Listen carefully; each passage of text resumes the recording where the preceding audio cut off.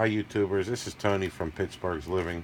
Listen, I wanted to make a video on how to upgrade your hard drive on your PS4 Pro.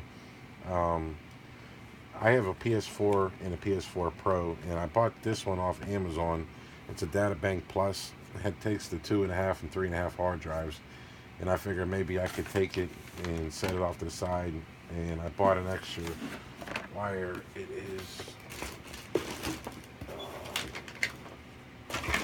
actually right here. And all it is it's a hard drive extension cable, and you can plug it in here and put it out here. But I didn't want to go through all that, so I started looking at the PlayStation and did some searching on the internet.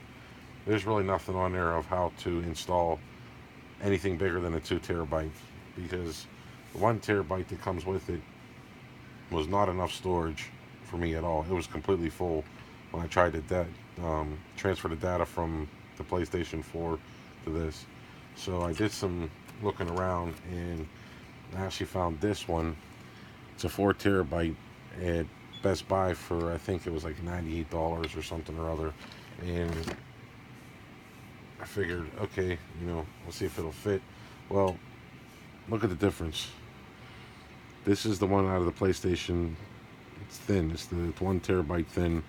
It's too thick. So when I went to put it in, it was just a little too thick, and it was prying up on it.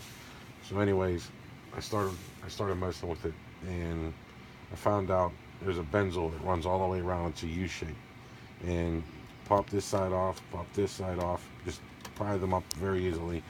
And there's 2 screws that hold this plate in right here. Pop this plate off. There's 3 screws. There's 1, 2, 3. This one is exposed. These 2 are under void stickers.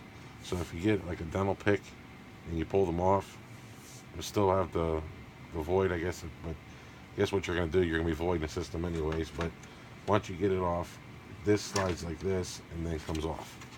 So set this off to the side, and right here is where the drive bay is. And this, actually, I already went ahead and cut it, but this is where it sits like this. You want to go back to where there's a little circle, and you want to cut across this way, and you'll see the tabs for the drive bay that slide in, and you want to cut those off also.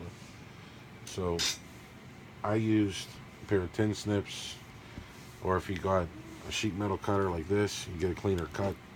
But I went and trimmed it out, and now the 4 terabyte will actually sit in there now.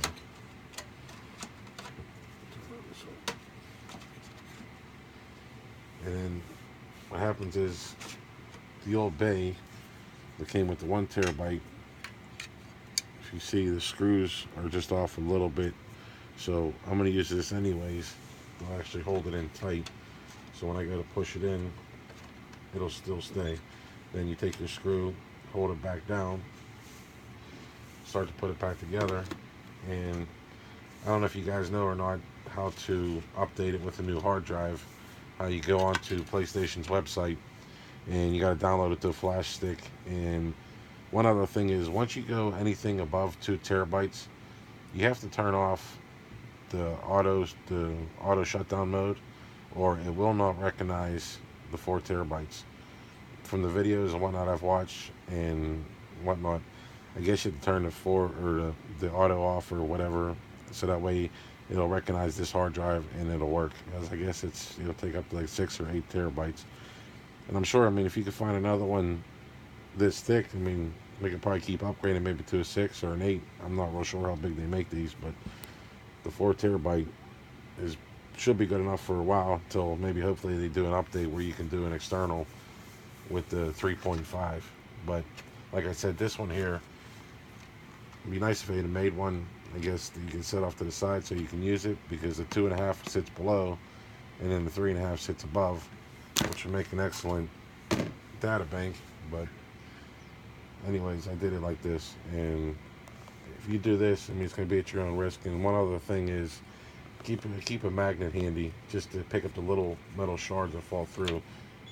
I got all mine away, but you just don't want any of those hitting your circuit board and shorting it out. and I guess put it back together and then see what you got. So, and actually I went and I bought this one, which is this is a 5 terabyte, and I was hoping when I bought this actually came with the data bank. It's for the old PlayStation 4, and it sits in like this and plugged in. But see the export, if it was right here, I mean, yeah, you could plug it in, but you can have all that nonsense sitting around. So you want to do it like this, you can. And once I get it all put back together and get it programmed and get it turned on, I'll upload another video so that way you guys can see that it actually works. All right, guys, have a nice day. Stay gaming.